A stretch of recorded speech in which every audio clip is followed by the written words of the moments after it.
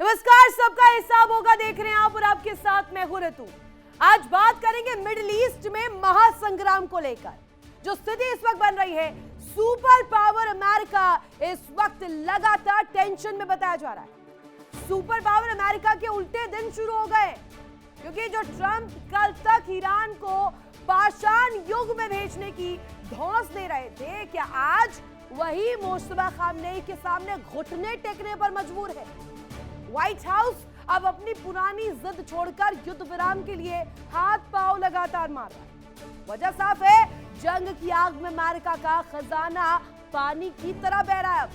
और आंकड़ों पर नजर डालें तो इस जंग के पहले 100 घंटों में ही अमेरिका को $3.7 अरब की चपत लग चुकी है। आज आलम यह है कि हर दिन तकरीबन $1 अरब मिट्टी में मिल रहे हैं। अमेरिकी अर्थव्यवस्था के लिए यह युद्ध जीत का जंजाल बन चुका है और ट्रंप को डर है कहीं सत्ता की कुर्सी हाथ से खिसक ना जाए। इसलिए डोनाल्ड ट्रंप ने युद्ध विराम के लिए फिर से नया प्रपोजल ईरान को भेज दिया है। क्या है वो प्रपोजल, चलिए सिलसिलेवार तरीके से आपको बताते हैं। जिस प्रपोजल को यहां पर सामने रखा है, न्यूक्लियर जिद पर इस वक्त अड़े हैं और लगातार मुस्तफा के पैर ट्रंप के आगे अब कहीं ना कहीं नीचे गिरते हुए नजर आ रहे हैं। क्यों?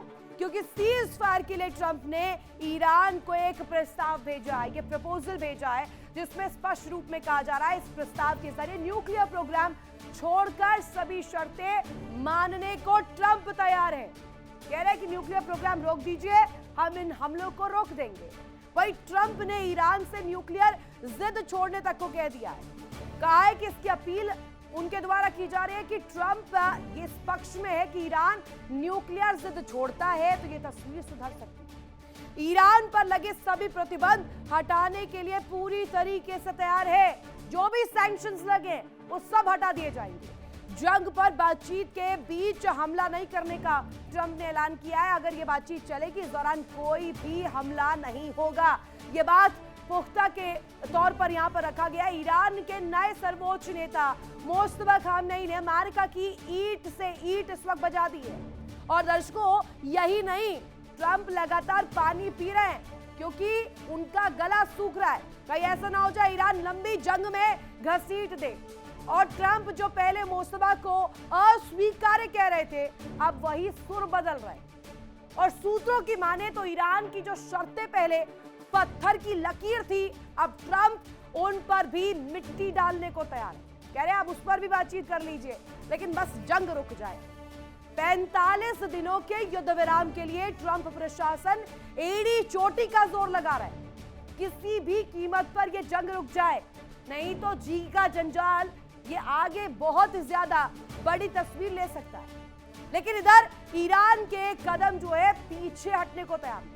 ईरान कह रहा है हम पीछे नहीं जाएंगे। अब ये जो तस्वीर है आर पार की तस्वीर बन चुकी है। उसने साफ कर दिया है और साफ कह भी दिया है कि सीज फायर चाहिए तो एक एक शर्त माननी पड़ेगी। और एक एक शर्त यहाँ पर पुख्ता तौर पर फुल कॉन्फिडेंस के साथ यहाँ पर रखा है। क्या है ईरान की शर्तें? अब चलिए जल्दी से आपको वो शर्तें बता देते हैं जो ईरान ने यहाँ पर अमेरिका के सामने रखी हैं। जरा जल्दी से आपको वो शर्तें दिखाते हैं। पहली शर्त देखिए, खाड़ी में सभी अमेरिकी सैन्य बेस बंद कर दिए जाए, उन पर शटर लगा दिया जाए, हमलों से हुए नुकसान का मुआवजा मिले, यह यहाँ पर स्पष्ट रूप में रखा गया है। हॉर्मुज से गुजरने वाले जहाजों से शुल्क वसूलने का हक भी मिले, यानी कि यह हक ईरान के पर्सपेक्टिव पर और दुरुस्त किया जाए। भविष्य में हमले ना होने की गारंटी भी मिले, यानी कि आगे ऐसा ना हो कि आपको वक्त मिल जाए और हमले करने के लिए एक नई प्लानिंग आप रच दें। प्रॉक्सी संगठनों पर हमले बंद हो, यानी इसमें हिजबुल्लाह को लेकर जिक्र और उन तमाम संगठनों को लेकर जिक्र किया जा रहा है जो कि ईरान समर्थित इस वक्त बताए जा रहे हैं। सभी अंतर्राष्ट्रीय प्रतिबंध हटाए जाए और जो सैंक्शंस लगाए गए हैं उससे ईरान को फ्री हैंड मिल सके। मिसाइल कार्यक्रम पर कोई भी रोक नहीं होनी चाहिए, ये उनका हक है।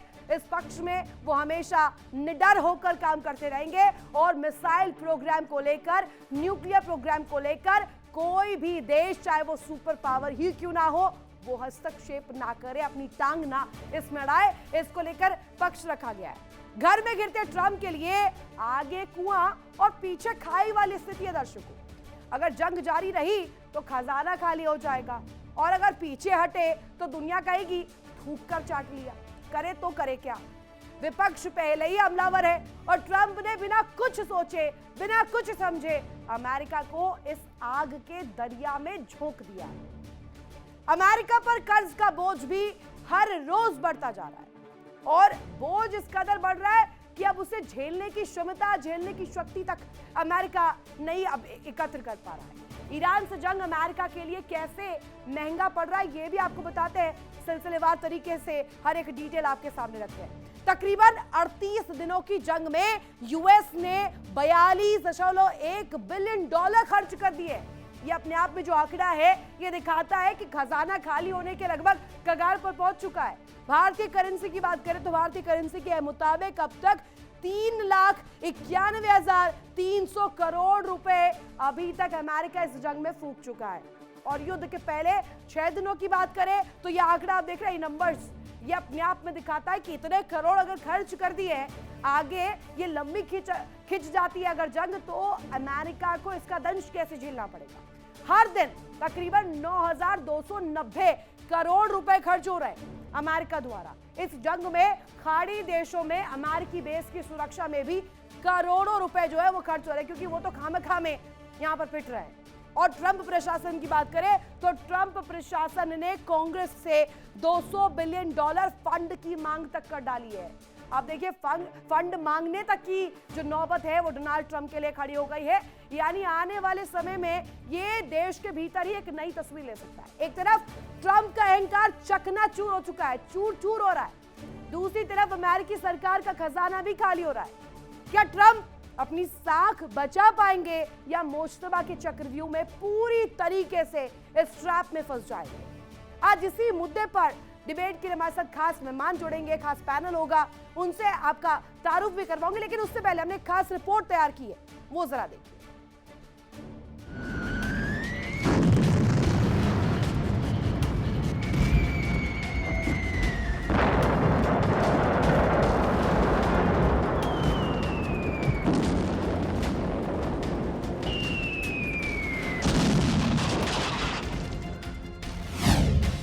ट्रंप तैयार, ईरान की शर्तों पर ही होगा सीज फायर।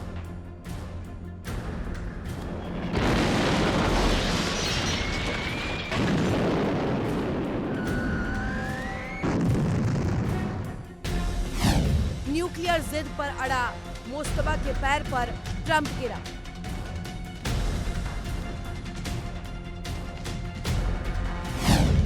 अहंकार भस्म, युद्ध न करने की ट्रंप ने खाई कसम।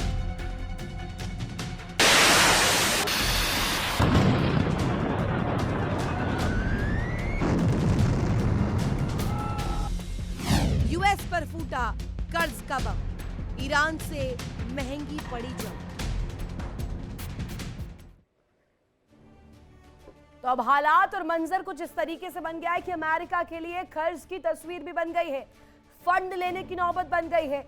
अमेरिका लगातार पिछड़ते जा रहा है इस जंग में और ईरान लगातार बैक टू बैक अपनी रिवेंज टैक्टिक्स के नतीजे को अमेरिका के लिए भारी बना रहा है और रिवेंज टैक्टिक्स के जरिए लगातार पछाड़ रहा है अमेरिका इसराइल को। और इस बीच आज के इस खास कार्यक्रम में आज का बड़ा सवाल यही है कि क्या ईरानी जंग की वजह से ट्रंप को अमेरिका की सत्ता गंवानी पड़ेगी? क्या कुर्सी जाने वाली है अब डोनाल्ड ट्रंप की? इसी पर करेंगे बड़ी चर्चा। हमारे साथ खास मेहमान जो है वो कनेक्ट है, ब्रिगेडियर विनोद दत्ता, रिटायर्ड रक्षा विशेषज्ञ के तौर पर हमारे साथ कनेक्ट है। ब्रिगेडियर राजन जमवाल जो है वो भी हमारे साथ इस वक्त कनेक्ट है। Colonel S K Malik, retired Israel समर्थक, हमारे साथ कनेक्ट है।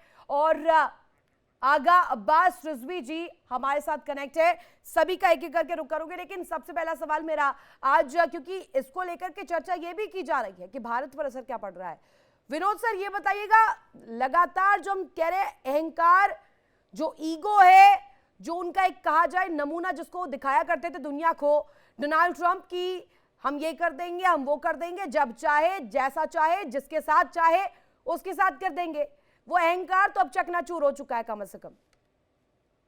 हाँ, बिल्कुल। यकीनन देखिए, अमेरिका जिस जोश और जुनून के साथ ईरान के ऊपर हावी हुआ था, वो उसके जो जितने भी मंसूबे थे वो नाकामयाब दिखाई दे रहे हैं। और विश्व को ईरान ने ये बता दिया है कि एक छोटी सी रीजनल पावर अमेरिका का जो ऑनस्लॉट है उसको कैसे झेल सकती है, और कैसे पूरे विश्व को ये साबित करके बता सकती है कि अमेरिका कोई अब ऐसी ताकत नहीं है कि जो विश्व पे राज करे।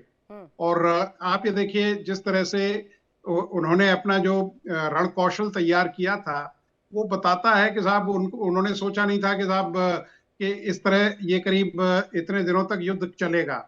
दूसरी चीज, उनका ये अनुमान था कि साहब टॉप लीडरशिप, चाहे वो सियासी हो या रिलीजियस हो या मिलिट्री लीडरशिप है, उसको खत्म कर दिया गया है। और ईरान में दिल भी ये लीडरशिप वॉइड, और उसकी वजह से हम बाकी के लोगों को हम बोलेंगे कि साहब आप इसमें मतलब आप हमारे साथ मतलब आइए और इस रिजीम को उठा के वहां से फेंक दीजिए। लेकिन उसके बरखिलाफ हुआ। और ये बताता है कि किस तरह से मतलब ईरान का जो जोश और जुनून है वो बता रहा है कि अगर देखिए, फौज में तीन चीजें बड़ी अहम होती हैं, मैन, मटेरियल और मोराल। और मोराल सबसे बड़ा फैक्टर होता है। तो आज ईरान की इस तरीके से टूट गया है, इस तरीके से चकनाचूर हो गया है कि उल जलूल बातें ट्विटर पर आकर करनी पड़ रही है उन्हें। विनोद सर, ये आपने बहुत इंपॉर्टेंट पॉइंट उठा भी दिया। राजन सर से मैं जानना चाहूंगी। राजन सर, हम देखते हैं कि एक नैरेटिव वॉर जो है डोनाल्ड ट्रंप ने शुरुआत से ही, जब से ये जंग शुरू हुई है तब से उन्होंने एक पक्ष रखा है कि दुनिया में हो कुछ भी रहा हो, आप दिखाइए जो आपको अपना पक्ष दिखाना है। देखिए, ट्रंप की साहब की बात छोड़ दीजिए, उनके लॉजिक कंट्राडिक्शन होता है, बहुत बार झूठ भी बोला है, वो भी नेट पे आया है। नॉट विस्टैंडिंग ऑल दैट, अभी प्रॉब्लम क्या है इस युद्ध के अंदर? प्रॉब्लम ये है कि सारी रिपोर्टिंग हो रही है इजराइल से, अरब कंट्री से। किसी चैनल का एक रिपोर्टर मेरे को बता दीजिए जो आज ईरान में है। तो इन्फोवॉर जो है उसमें ईरान भारी है, बिकॉज उनका स्टेट मीडिया है। एक चैनल का एक रिपोर्टर, आपकी क्या कोई रिपोर्ट है ईरान के अंदर से? एक आपके किसी से बात भी करते हो आप ईरान में? शायद हम लोग फिर भी कर लेते हैं। सुनिए, अभी जिस भी वजह से अमेरिका आया अंदर, ये पहले एक चीज हुई, तो कितना नुकसान हो रहा है ईरान के अंदर उसका अंदाजा भी शायद आप नहीं लगा सकते कि कितना ज्यादा नुकसान हो गया है। कॉस्ट की बात हो रही है बार बार कि अमेरिका को इतनी कॉस्ट पड़ रही है। यार, $45 बिलियन, एक ट्रिलियन से ऊपर का बजट वालों के लिए को मतलब 200 अगर बिलियन मांग रहा है, यानी कि 4 गुना इससे और लड़ाई चला सकता है। उसके पास पेट्रो डॉलर है, छापते जाओ छापते जाओ। इस वक्त समझने की जरूरत यह है कि अमेरिका के लिए, इजराइल पे बाद में आऊंगा, cost of continuing the war is more than the cost of quitting. आप ये बात समझिए, अगर युद्ध में रहते हैं तो उसको बिलियंस ऑफ डॉलर्स जाते हैं, अगर युद्ध छोड़ता है तो ट्रिलियंस ऑफ डॉलर्स का नुकसान होता है। कैसे? वो कैसे सर? नहीं, ये आपने बहुत इंपॉर्टेंट पॉइंट बताया। हाँ, या वो तो ट्रिलियन डॉलर का नुकसान होता है अगर वो आज युद्ध छोड़ता है। सारा मिडिल ईस्ट खाली करना पड़ेगा। पेट्रो डॉलर का collapse, total collapse of petro dollar, सीधा ट्रिलियंस में आ गया आपका। पूरी इकोनॉमी आपकी जो 50 साल से जिस बेसिस पे चल रही थी उसका बेस ही हिल गया। So it cannot afford to leave the war. आप ये सोचिए, तो ये तो जो कुआं पीछे खाई, अब कहा जाए exactly, भाई आगे कुआं पीछे खाई नहीं, पीछे कुआं आगे खाई है। उल्टा हो रहा है इसमें, यहाँ पे पीछे कुआं है, आगे खाई है। तो खाई में कूदना पड़ेगा। कितने बिलियन का नुकसान होता है, इट डज नॉट मैटर। अभी आते हैं इजराइल पे। इजराइल बड़ा क्लियर था शुरू से, डे वन से। It wanted a non stop to, मतलब क्या क्या बोलते हैं ना, death to Jews, death to Israel, death to this thing. 50 साल से शोर मचा रहे थे और ये 3 H इकट्ठे कर लिए थे। तो they it wanted and to all this. अब उसने क्या बोल के कैसे करके यूएस को इसमें खींच लिया। अगर खींच लिया तो खींच लिया। अभी यूएस एग्जिट करने के लिए, and it is very very focused कि ये सब गंद खत्म होना चाहिए। ये हिजबुल्लाह, ये वो आके इधर चल जाते हैं, इधर बम पटाखा, उधर ये सब खत्म होना चाहिए। और तब तक वो नहीं रुकेगा। अमेरिका रुक भी जाए वो नहीं रुकेगा। It is making southern Lebanon into another Gaza, यानी कि rubble rubble rubble rubble rubble. उसकी क्लियर डिक्लेयर्ड पॉलिसी। हर जगह रगस है। आगा अब्बास जी हमारे साथ कनेक्ट है। अब्बास साहब, ये मुझे बताइएगा, आपका पक्ष क्या कहता है? ये हम देखते हैं कि कर्ज का बम, तो जो बात हवा हवाई चल रही है वो चल ही रही है, लेकिन डोनाल्ड ट्रंप ने जो एक तरह से इस पूरी लड़ाई में साइकोलॉजिकल टर्म्स में भी देखे तो ये लड़ाई मोर देन ग्राउंड हम देखते हैं एक युद्ध के मैदान से ज्यादा अभी दिमागों में लड़ी जा रही है, मस्तिष्क में लड़ी जा रही है। वो हर एक बयान के साथ हम देख रहे हैं सामने भी आ रही है, और अब तो कुछ समय बाद संबोधित भी करेंगे ट्रंप साहब दोबारा से ऑन वॉर। बिस्मिल्लाहिर्रहमानिर्रहीम। जैसा कि हम देख रहे हैं कि तकरीबन आज 38 दिन हो गए इस जंग के, तो ये स्टेटमेंट है ट्रंप का कि 2-3 दिन में हम जंग खत्म करेंगे। खत्म करने का मकसद ये था कि हम ईरान को खत्म कर देंगे, यानी वहां की जो रजीम है उसको खत्म कर देंगे और रजीम को चेंज करेंगे। और आज तक वो न रजीम को चेंज कर सका, न वो ईरान का और कुछ बिगाड़ सका। हाँ, एक बात जरूर है कि ईरान में काफी नुकसान हुआ है, वहां काफी सारे लोग मारे गए हैं, लेकिन देखना यह है कि इतने लोग मरने के बावजूद लोग इस वक्त भी लाखों की तादाद में तब से सड़कों पे मुख्तलिफ शहरों में रात दिन खड़े हैं कि जब से इस जंग की शुरुआत हुई है। देखें कि उसके पीछे एक थोड़ी सी एक हिस्ट्री है कि पिछला जो इराक और ईरान का जो जंग चला था वो तकरीबन 8 साल का जंग रहा है। और उस वक्त इराक सिर्फ एक ही नहीं था, बल्कि इराक के पीछे अमेरिका उस वक्त भी था, इजराइल था और पूरी दुनिया थी। लेकिन वो 8 साल जंग रहने के बावजूद वो ईरान की 1 इंच जमीन भी नहीं हासिल कर सका, तो उस वक्त भी वहां की रजीम चेंज नहीं कर सका। और आज अमेरिका की फिर यही डिमांड रही, कभी वहां की रजीम चेंज हो, वो जो उनका एटमी जो प्रोग्राम है उसको बंद किया जाए, कभी कुछ। लेकिन अभी तक मैं ये कहूं कि अमेरिका के हाथ में कुछ भी नहीं आया, सिवाय कि जैसे कि आपने अपनी रिपोर्ट में अभी पेश किया कि अमेरिका का इतना नुकसान हुआ है कि कहीं अमेरिका कहीं देवालिया न निकल जाए। एक तो बात इसके साथ साथ अब्बास साहब, क्योंकि अहमद मस्तकान साहब भी हमारे साथ कनेक्ट है, उनसे मेरा सवाल रहेगा, ये हमने जो पोस्ट देखा डोनाल्ड ट्रंप का, जिसमें उन्होंने तरह तरह की गाली गलौज वाले शब्दों का इस्तेमाल भी किया है, अलग अलग ढंग में दिखाया है, अलग अलग पर्सपेक्टिव दिखाया है, धमकाया भी है, चेताया भी है। अब इसे कैसे लिया जाए ये तो ईरानी समझेगा। बहरहाल इसमें एक इंपॉर्टेंट कड़ी मैं उठाना चाहूंगी, Tuesday will be power plant day and bridge day all wrapped up in one in Iran. There will be nothing like open the ... straight, you crazy, उसके बाद भी एक गाली, और you will be living in hell, just watch, praise be to Allah, president Donald Trump. ये जो उन्होंने tweet किया है, इसमें जो उन्होंने भाषा का इस्तेमाल किया है, सर देखिए आप उसका, और साथ ही साथ इसमें एक धमकी भरे अंदाज के साथ साथ ये दिखाया गया कि सुपर पावर जब चाहे एक चाबी चला दे। जी, आप मुझसे कह रहे हैं? जी ये मैं नमस्कार। देखिए, ये जो ट्रंप साहब को, जिनको के साउथ एशिया के सेवियर का खिताब दिया गया था पाकिस्तान के मुख्यमंत्री शहबाज शरीफ के जानिब से, तो ये जो इनको नोबेल प्राइज के लिए भी नॉमिनेट किया था, यही आप हमारे और आपके जो दुश्मन हैं पाकिस्तान की रियासत ने, वो उनका हाल क्या है। कल की जो इनकी ट्वीट आई थी उससे जाहिर होता है कि अमेरिका मॉरली साइकोलॉजिकली शिकस्त खा चुका है। देखें, इन्होंने ईरान में बहुत ज्यादा नुकसानात किए हैं, इसमें कोई शक नहीं है। ये जो कह रहे हैं हजारों बिलियंस ऑफ डॉलर्स का ईरान को नुकसान दिया है, इसमें कोई शक नहीं है।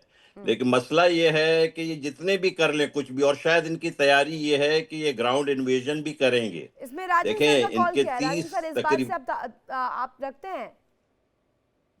लग रहा है ऐसा कि ग्राउंड इन्वेजन भी ये करेंगे, और लेकिन इनको बड़ी मार पड़ेगी वहां। अच्छा। ये भी साफ जाहिर है। राजन सर, इसमें ये इसको ना करें कि ये आ रही नहीं हूं मैं जाएंगे इसके ये। बाद। इस पर जरा जवाब दीजिए। एस के मलिक हमारे साथ कनेक्ट है, एस के मलिक का पक्ष जान लेते हैं इस पूरे मसले पर आप, क्योंकि एक ऐसा, मैं चाहती हूँ आप एक ऐसा पॉइंट रखिए कि ट्रंप जो है वो भी जो कर रहे हैं, और अभी जो हम देखने वाले 4 से 4.5 घंटों के बीच में जो भी संबोधन में आएगा वो आने क्या वाला है। क्या दूसरी जो हमने प्रेस कॉन्फ्रेंस देखी थी, प्रेस ब्रीफिंग देखी थी, वैसा ही कुछ नमूना, या कुछ इस दफा नया आएगा? रितु, देखिए, जो ट्रंप साहब ने जो धमकी दी हुई है, आप उस धमकी को लाइटली ले भी नहीं सकते। कारण यह है कि जो पिछले हफ्ते या 10 दिन का जो इस तरह से लल पीरियड रहा है, हालांकि मिसाइलें इसमें भी फायर होती रही है दोनों तरफ से, इसको आप ये समझिए कि अमेरिकन पायलट को रेस्क्यू करना अमेरिका की एक बहुत बड़ी मिलिट्री सफलता है, इसमें कोई शक नहीं है। ठीक है, क्योंकि एक एग्जाम उसी से गदगद है। नहीं, गदगद की बात नहीं होती है, ये बात होती है कि आपकी फोर्सेस को रिएश्योर करना कि हम we care for each and single soldier of on ground और इन एयर। और इसके साथ साथ उन्होंने एक मैसेज अपने होम फ्रंट पे दिया है कि देखिए, कुछ भी हो जाए, we don't care for the aircraft, we don't care for the helicopters, we don't care for the कितने हम अपने खुद उड़ा सकते हैं, क्योंकि हमें टेक्नोलॉजी दुश्मन के हाथों में नहीं पड़ने देनी है।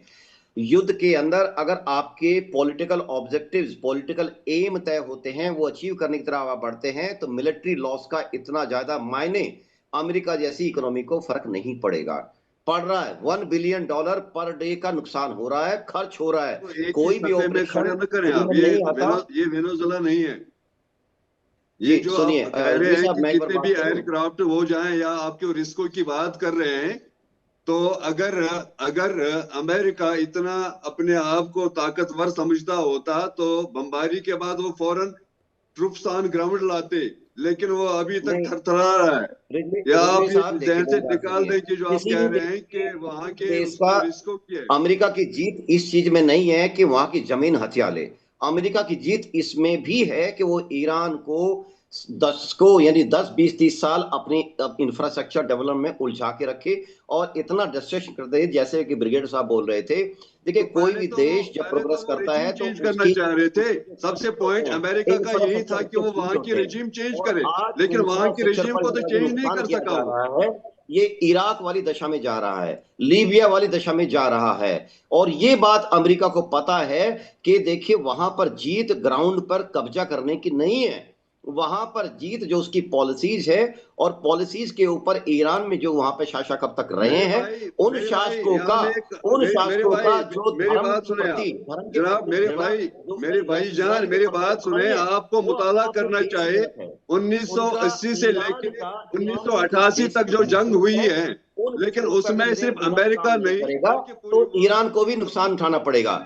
ईरान आज जो, क्योंकि लड़ाई ईरान की जमीन पर लड़ी जा रही है, ईरान के समुद्री एरिया में लड़ी जा रही है, और लड़ने वाले हजारों मील से लड़ाई दूर लड़ रहे हैं। हालांकि उनके बेस आसपास है, लेकिन जितने की हमारे सामने आई, उनके बेसिस का बहुत ज्यादा यूज अब तक नहीं हो पाया है। और फ्यूचर में अमेरिका अगर यहां पे छोड़ के जाता है तो अमेरिका के लिए बहुत बड़ा लॉस ऑफ फेस होगा, और दुनिया के अंदर उसकी स्थिति बहुत डाउन होगी।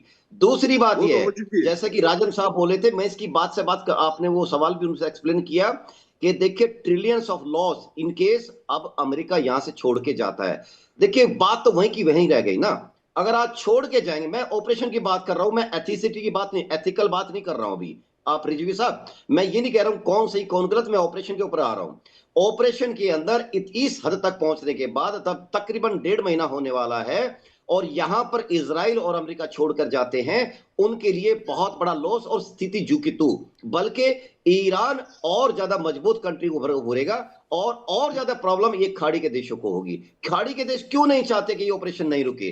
क्यों 7 के 7 कंट्रीज क्यों नहीं चाहते कि ये ऑपरेशन चलता रहे? क्योंकि उनको मालूम है कि ईरान के साथ जो उनकी एनोनिमिटी है, आज की नहीं है, दशकों पुरानी है।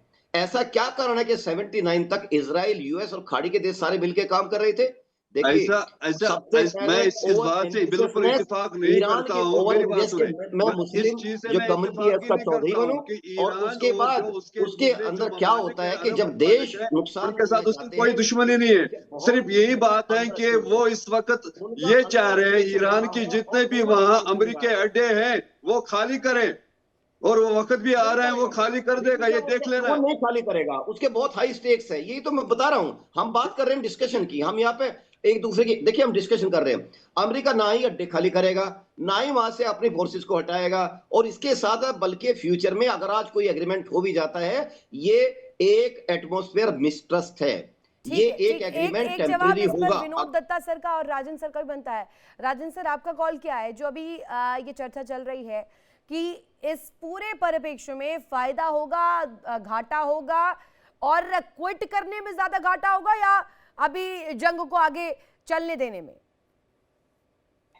क्या था कि कुट करने में ट्रिलियंस का लॉस है और जारी रखने में बिलियंस का लॉस है। बड़े लॉस और छोटे लॉस के बीच में बात है, के बीच में चॉइस है, एंड चॉइस ही नहीं है अमेरिका के पास, चॉइस ही नहीं है। आपको लगता है कि कहीं वो रिपेट्रिएशन और ये जो क्या क्या वो 5 डिमांडें हैं, ऐसी डिमांडें मान लेगा America? I mean come on यार, ये जब भी बातचीत हुई है, देखिए एक चीज समझिए, इनको लगता था कि ये नेगोशिएशन चल रही है, नेगोशिएशन कभी चली नहीं।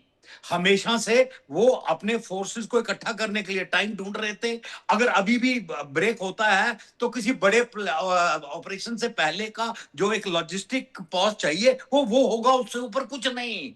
आप समझो कि किस तरफ दिमाग चलता है। जहां तक ईरान की बात है, बिल्कुल सही है, बड़ी बहादुरी से लड़ रहा है। मैं तो ओपनली कहता हूं वो हुसैन मोड में है। हुसैन मोड 680 साल सन 680 की लड़ाई वो आज लड़ रहे हैं। उनके लिए अभी वो मतलब जैसे वो बिलीव करते हैं कि शहादत एक मतलब खुदा का दिया हुआ तोहफा है, तो वो तोहफे की तरह कर रहे हैं। मरने से कोई फर्क नहीं पड़ता, पर end of the day command control structure हिल चुका है। ठीक है, एक मरता है, दूसरा आ जाता है, दूसरा मरता है, तीसरा आ जाता है, तीसरा मरता है, चौथा आ जाता है। पर जब चौथी पांचवी पीढ़ी को एकदम टॉप के डिसीजन लेने पड़ते हैं जो जिसके लिए वो तैयार नहीं है, मिलिट्री ऑपरेशंस में फर्क पड़ता है, उसमें मिलिट्री ऑपरेशंस में फर्क पड़ता है, और वही पड़ रहा है उनको करके। And it's a question of time. देखिए इनकी स्ट्रेटजी बड़ी क्लियर है। ईरान में एक आईआरजीसी है, एक आर्टिश है। बहुत लोगों को शायद पता भी ना हो, आर्टिश उनकी रेगुलर आर्मी है जिसको 79 के बाद से लगातार नजरअंदाज किया गया, डिसबैंड नहीं किया गया। उनके पास भी टैंक है, हेलीकॉप्टर है, मतलब पर ऐसा नहीं है क्या राजन सर, ग्लोबल पुलिस बनकर जो डोनाल्ड ट्रंप घूम रहे हैं दुनिया भर में, ग्लोबल देखिए उनकी गलतियां छोड़िए, नहीं हो रहा है? कौन सही है कोई गलत, उसकी ये बात नहीं हो रही यहाँ पे। मॉरल जब जंग की बात आती है तो जंग में अब मॉरलिटी मत घुसाया कीजिए। जंग है ही मतलब अगर मोरालिटी पे आगे तो घसीटा और बहुत सारी बातें करनी पड़ेंगी। जंग में घसीटा किसने? जंग में घसीटा किसने राजन सर? अभी ग्लोबल पुलिस बन के घूम रहे हैं, युद्ध को और भड़का ही तो रहे हैं। ये एग्जैक्टली मैं कह रहा हूँ। मैं बात ये कर रहा हूँ कि अभी एक बार युद्ध में फंस गए तो अभी आगे क्या रास्ता है, जो आपका टॉपिक था उस पे आ रहे हैं। इन्होंने क्या किया, आर्टिश पे हमला नहीं किया, सिर्फ आईआरजीसी को लुमिनेट कर रहे हैं। एंड ऑफ द डे ये होप कर रहे हैं कि आर्टिश और आईआरजीसी के बीच में भी कॉन्फ्लिक्ट आ जाएगा। इनकी सबसे बड़ी प्रॉब्लम क्या हुई, इन्होंने सोचा ये लीबिया है, नॉट रियलाइजिंग कि लीबिया प्लेन कंट्री था, बम मारे लोगों ने, घसीट के लीबिया गद्दाफी को सड़क पे कुत्तों की तरह मारा। वो नहीं हुआ ईरान में। Iran is a mountainous country, they did not appreciate the geography. गलतियां दोनों तरफ से हुई हैं। As military people we can understand कि गलतियां कहां हुई हैं। और साथ ही खान साहब तेल, ताकत और इसके साथ साथ एक और जो चीज आती है, तबाही। तेल और ताकत दिखाने के चक्कर में आपने पूरी दुनिया में तबाही इस वक्त जो है फैला दी है, खासतौर पर मिडिल ईस्ट में। खान साहब देखिए, मैं कुछ अर्ज करूं। मैं कहना चाहता हूं कि ये जो अमेरिकी पॉलिसी है उसको कहते हैं सियासत में प्रीडेटरी हेजमन। प्रीडेटरी हेजमन का मतलब है शिकारी, वर्चस्ववादी। ये शिकारी तसल्लुत, मैं शिकार करूंगा और मैं हावी रहूंगा, जीरो सम, मैं सब कुछ लूंगा, आपको कुछ नहीं दूंगा। इस तरीके से दुनिया के नहीं चलता है। अमेरिका बिल्कुल गलत है, बदमाशी कर रहा है। इसकी बदमाशी के खिलाफ दुनिया में जो अच्छे सिविलाइज्ड नेशंस हैं उनको आवाज उठाना चाहिए। देखें, इनकी तरफ से इजराइल और अमेरिका की तरफ से जारियत हुआ है, इसमें कोई शक नहीं है। अमेरिका में मैं बैठा हूं, अमेरिका में लोग नाराज हैं। ज्यादातर लोग कहते हैं कि हम क्यों इजराइल के लिए इस्तेमाल हों बार बार। देखिए, ये बात हमारे लोग फैसला करेंगे ना। अमेरिकन इस चीज से खुश नहीं है। मैं आपसे अर्ज कर रहा हूं कि अमेरिका में पहली मर्तबा ज्यादातर लोग दुआ मांग रहे हैं कि अमेरिकन फौज को शिकस्त हो। ये कैसी जंग है जिसमें कि कौम के लोग ये दुआ मांगे कि उन्हीं के कौम को शिकस्त हो जाए। मैं भी यहाँ से कह रहा हूं कि हमारी ख्वाहिश है कि अमेरिका को शिकस्त हो। मैं अमेरिका में बैठ के ये कह रहा हूं। तो भाई मैं तो आपसे दरख्वास्त करता हूँ, शायद ये मुझे भी कहेंगे निकल जाए तो भारत के लिए मेरे रास्ता खोल दें। बहुत शुक्रिया। इसी पर राजन सर मुस्कुरा रहे। राजन सर, आपको डेफिनेटली कुछ बोलना है इस पर? नहीं, देखिए बोलना ठीक है, मित्र हैं, हम कई चैनलों पे पहले भी आ चुके हैं बलूचिस्तान वगैरह के मुद्दे पे।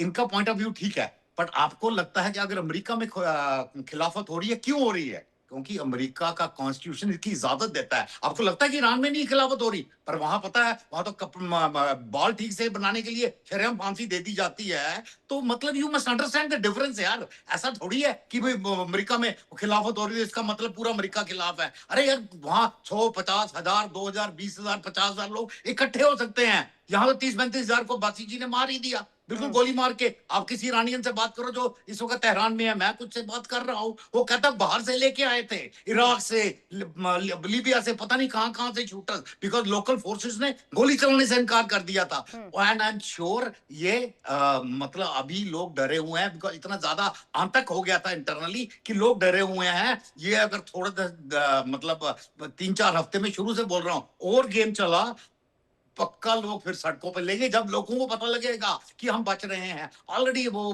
कुर्द भी वो नॉर्थ की तरफ से उन्होंने अच्छी तरह आर्म कर दी हैं, and I am sure they are hoping कि कुछ ना कुछ निकल जाए। तो ये ग्लोबल अटेंशन के लिए तो नहीं है आज की प्रेस ब्रीफिंग? रिजवी साहब, आप इस पर जरा रिएक्ट कीजिएगा।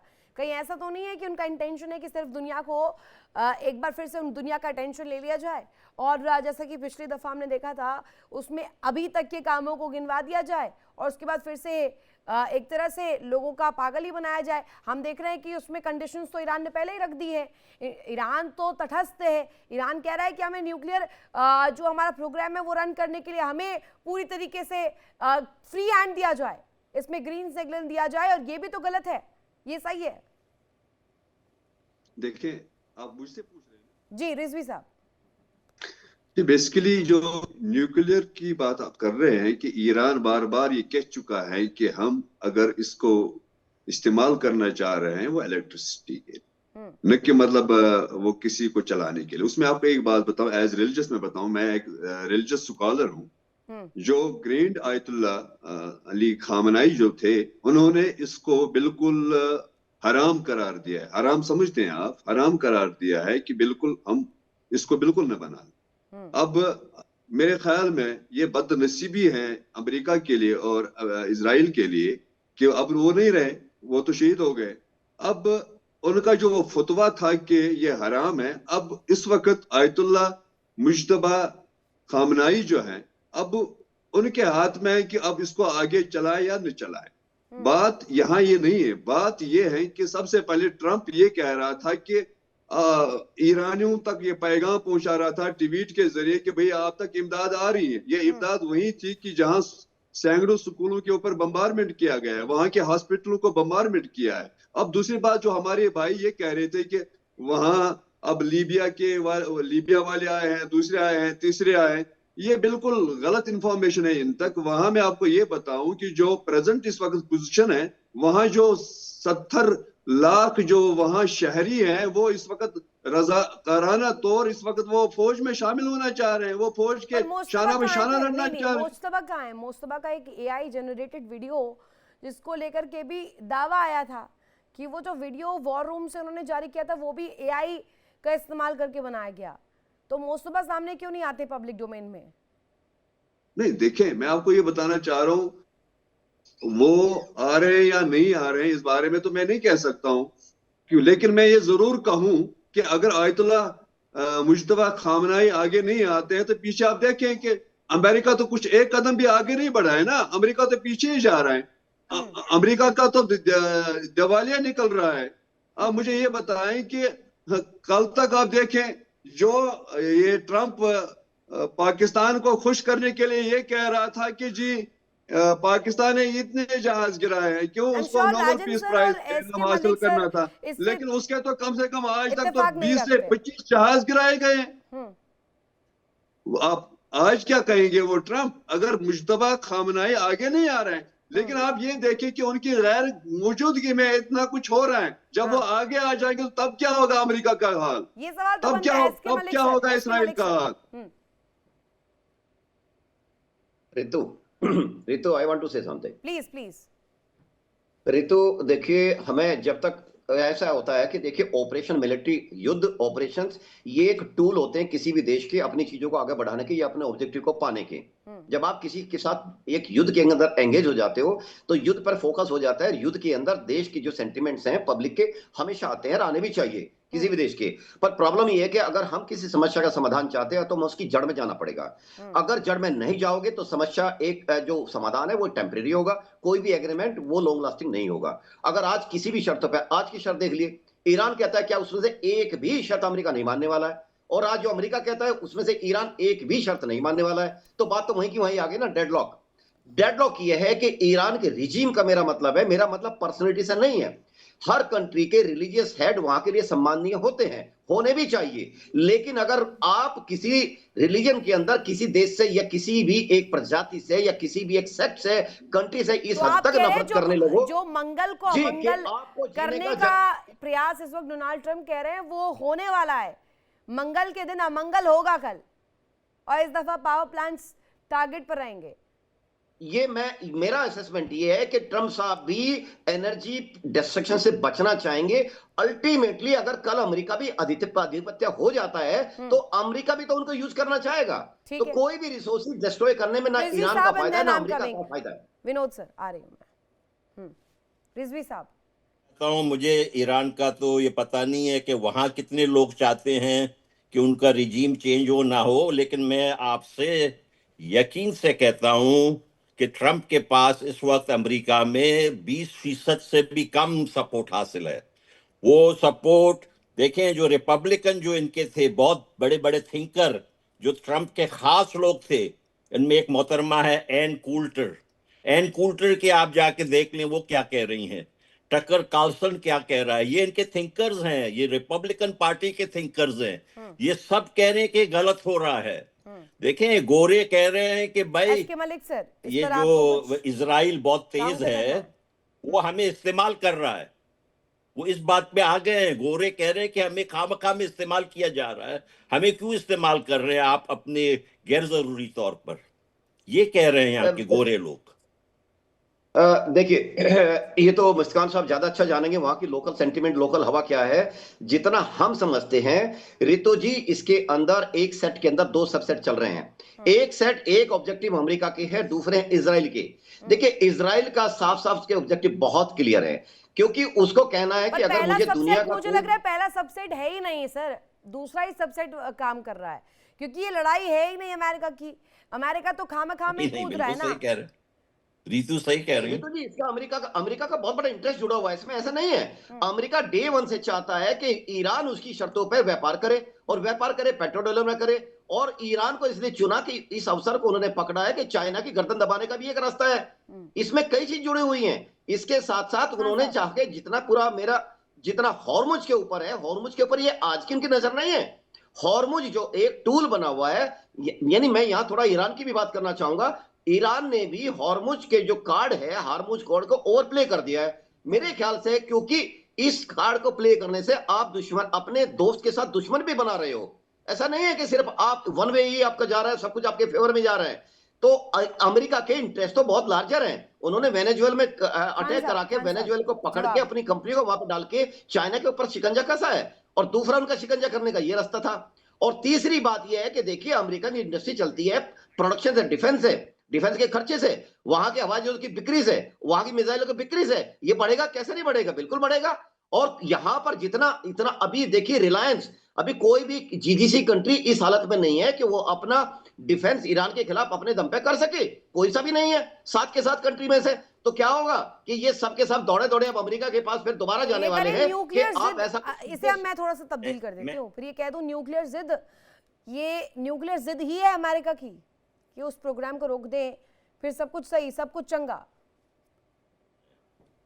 और I don't think Bahrain so. से अमरीकी सारे भाग गए, बहरीन छोड़ के चले गए अमरीकी। हम्म बहरीन I छोड़ के don't think so, sir, Mehraj, मैं अर्ज करना चाह रहा हूं, बहरीन छोड़ के अमरीकी भाग गए और कतर ने कहा है कि वो नहीं चाहते हैं ये अमरीकियों का वहां पर ज्यादा दिन। और ओमान ने भी कहा है, हमारा वर्सेस नहीं है, ये मेरे बहुत अच्छे दोस्त हैं, हम आपस में नहीं मैं सिर्फ कुछ अर्ज करना चाह रहा हूं कि जो हकीकतें आगे आ रही हैं का ओमान के फॉरेन मिनिस्टर ने अमेरिका को बहुत क्रिटिसाइज किया सर। ओमान साथ में नहीं है। ये लड़ाई आप लोगों के बीच में हो भी नहीं सकती, वो भी इजराइल समर्थित है और आप भी अमेरिका में ही बैठे हैं, तो ये वर्सेस तो बनेगा ही नहीं पहले ही। लेकिन विनोद सर, मुझे जरा इस पर ब्रीफिंग करके बताइएगा, ये भारतीय करेंसी पर अगर मैं देखूं, जो आंकड़ा मैंने अपनी डिटेल्स में जब मैंने रिसर्च अपनी दिखाई, जो ग्राफिक्स मैंने दिखाए, उसमें मैंने बताया कि ये भारत के अगर रुपयों के हिसाब से देखें, भारतीय करेंसी में देखें तो किस तरीके का आंकड़ा आता है। तो अहंकार भस्म चाहे युद्ध के मैदान में ना हो रहा हो, लेकिन देश के भीतर साइकोलॉजिकल तौर पर तो हो रहा है। -17 अगर उनकी पॉपुलैरिटी रेट गिर गई है, तो ये क्या दिखा रहा है कि जो जिद है वो गलत जिद पकड़ ली है, शायद रॉन्ग लाइन पर चल दी है। हाँ, बिल्कुल आपने ठीक कहा, क्योंकि आप देखिए ट्रम्प साहब, मुझे तो एक शेर याद आता है कि बदलना तो चाहता हूं मैं निजामे हुकूम, बदलना तो चाहता हूं मैं निजामे हुकूम, पर मेरे बस की बात नहीं। क्योंकि आप ये देखिए, ट्रम्प साहब ने सारी कोशिशें पूरी कर ली।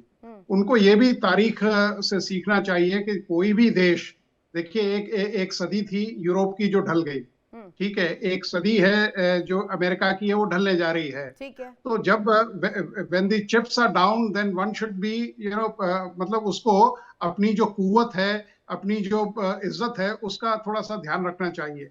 जिस तरह के स्टेटमेंट उन्होंने दिए हैं, जिस तरह का डांस वो करते हैं, जिस तरह की मतलब भाषा का वो प्रयोग करते हैं, विश्व के सबसे पावरफुल देश या सबसे अकॉर्डिंग टू टाइम, वो ठीक है, लेकिन सर राजन सर, ये मुझे बताइएगा, ये टाइम और इसकी पूरी तरीके से तस्वीर क्या रहेगी, इसका पिक्चर क्या दुनिया को दिखने वाला है, ये सब तो तय भी तो डोनाल्ड ट्रंप ने किया था ना।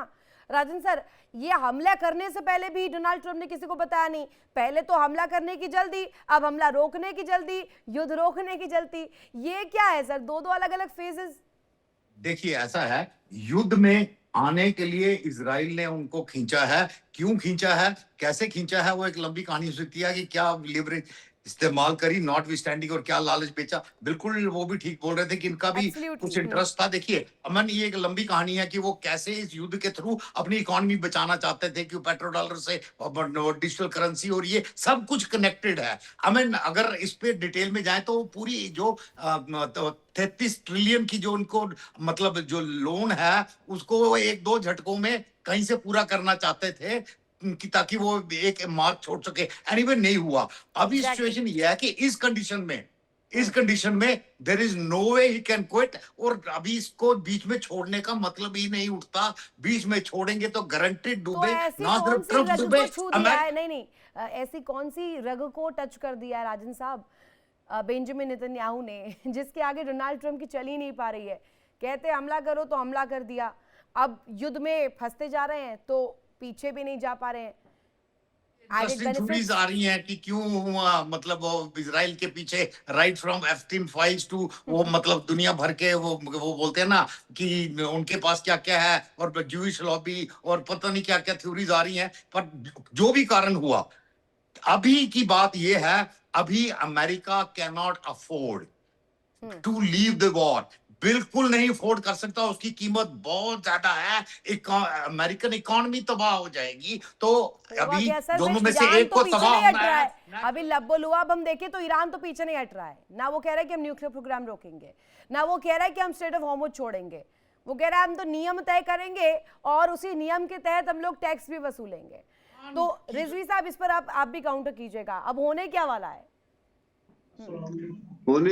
मैं आपको ये बताऊं कि जैसे आपने आबनाए हॉर्मुज़ की बात की है, या जिस तरीके से दूसरी मिसालें आपने पेश की हैं, सबसे पहले हमें देखना है कि इस 1 महीने में अमेरिका के हाथ में क्या आया। कुछ भी नहीं। उनके F-18, F-35, F-15 जितने भी जहाज थे या हेलीकॉप्टर थे वो तो गिराए गए, और आइंदा अगर अमेरिका ऐसा आदमी है, ऐसा इंसान है जिसके बारे में अभी ये हम सुन रहे थे कि वहां के तकरीबन 1 करोड़ लोग उनके खिलाफ निकल आए हैं, और अब ये भी सुनने में आ रहा है कि जो ट्रंप की गवर्नमेंट है उसमें भी एक बगावत होने वाली जा रही है। अगर अमेरिका ऐसा आदमी पागल है कि अगर नहीं रिजवी साहब, उन्हें एलिमिनेट करना था, सुप्रीम लीडर को कर दिया, पहले ही हमले में कर दिया, लीडरशिप खत्म करनी थी वो कर दिया, उन्हें न्यूक्लियर प्रोग्राम्स को रोकना था वो भी रोक दिया। 70% वहां पर कह रहे हैं कि आप चीजों को नीचे ले गए हैं, तो कारोबार ठप कर दिया। आप गिनवा दीजिए F-15, आप गिनवा दीजिए तमाम वॉरशिप्स जो कि अभी तबाह हुई हैं, लेकिन उसका दंश दूसरा, और अपने सुप्रीम लीडर को खो दिया उसका दंश देखिए। इक्वल है क्या ये? नहीं, मेरे ख्याल में इक्वल नहीं। सिर्फ ये देखिए, मैं आपको एक मिसाल बताना चाह रहा हूं। जब एक वार शुरू हुआ था 1980 से लेकर 1988 तक, जो इराक के साथ वार था, उस वक्त भी वो इराक लड़ नहीं रहा था, बल्कि अमेरिका और पूरे वर्ल्ड लड़ रहा था ईरान के खिलाफ। उस वक्त भी एक ही दिन में 72 आदमी, पूरी पार्लियामेंट को कत्ल किया गया है, शहीद किया गया है। उसके बाद भी ईरान ऐसे ही चलता रहा, उसमें कोई कमी नहीं। ये जंग तो कल की जंग तो नहीं है ना, 1 महीना हो गया अब ये जंग शुरू हुई है। असल तो ये दरअसल ये जो जंग है ये तो 1979 से है। ऐसा भी नहीं है कि वहां पे ईरान में सब कुछ बहुत चंगा चल रहा था, दिक्कतें तो थी ना। ऐसा तो नहीं है कि वो विरोध प्रदर्शन जो हो रहे थे सड़कों पर, जो महिलाएं सामने आ रही थी वो सही नहीं था, वो भी तो एक तस्वीर थी ना जिसे आप निकाल नहीं सकते यहाँ पर। अभी स्थिति जंग में जो भी हो, लेकिन अभी अगर एक पोल भी करवा लिया जाए, वहां पर आधे से ज्यादा लोग, अगर मैं ये आंकलन सही दे रही हूँ राजन सर ये भी बताइएगा, तो लोग इसके समर्थन में आएंगे कि वहां पर स्थिति ठीक नहीं थी। देखिए, एक अगर डेमोग्राफी की ईरान की बात करें आप, अगर आप इंडिपेंडेंट एनालिसिस देखें, खाली 32% मुस्लिम रह गए हैं। People have become atheist Iran में। अगर आप करें, इनकी वेबसाइट पे जाएं तो 99% वो बोलते हैं, मतलब शिया, 1% सुन्नी मुस्लिम दिखाते हैं वेबसाइट पे। झूठ, शरेआम झूठ। आप बात करें, मतलब देर इज, मैं बोल रहा हूँ कौन सी, उन्होंने इंडिपेंडेंट सर्वे किया था, धार्मिक लड़ाई है ना। एग्जैक्टली 32% शियाज, 8% सुन्नी, और बाकी अथीस्ट हो चुके हैं। This is the truth of Iran, this is the truth. लोग जब ये हाइट पे थे ना, ये मैं खुद ईरान में रहा हूँ और मैंने PhD की है ईरान में। मैं आपसे बेहतर जानता हूँ कि ईरान के बारे में जो कुछ आप कह रहे हैं, ये आप वेस्टर्न जो है ना मीडिया है, ये आप वो बोली बोल रहे हैं जनाब। आपको नहीं पता ईरान के बारे में। नहीं है। देखिए, मैं बड़ा क्लियर हूँ कि इतने हार्डकोर रजीम जो अभी भी 680 में जी रहा है, उनके पास न्यूक्लियर बम होना दुनिया को तबाही के पे ले जाना है। जो अभी भी 680 से, इजराइल के पास वो क्या है, जो अमेरिका के पास क्या है? अमेरिका की जो दादागिरी है वो तो अब निकल आई है ना। अब तो हम तो अब ये सोच रहे थे कि अमेरिका बहुत बड़ा शेर है, निकला, लेकिन जब पहाड़ खोदा तो निकला चूहा। तो बात तो वही है ना। कम से कम अगर ईरान को कुछ नहीं मिले, दुनिया के सामने ये बताकर दिया है कि भाई किसके सामने डर रहे हो। एक बिल्कुल जिसके पास, ईरान के पास कुछ भी नहीं है, जिनके पास एटम नहीं है, मेरे सामने डिस्कशन पे लाना, जरा फिर बात करेंगे। 1 महीने के बाद लाना डिस्कशन पे। मेरे बीच में कोई इख्तिलाफ नहीं है। हम दोनों इंडियन हैं और हम फख्र करते हैं, प्राउड करते हैं, वी आर इंडियंस। बट जो रियल, अरे आप मेरी बात का जवाब नहीं दे रहे हो। मैंने कहा एक रजीम जो आज भी सन 680 में जी रहा है, सन 680 में करबला में जी रहा है, आज के जमाने में क्या वो उसको न्यूक्लियर बम देना चाहिए? वो 2 मिनट में दुनिया तबाह नहीं करेगा।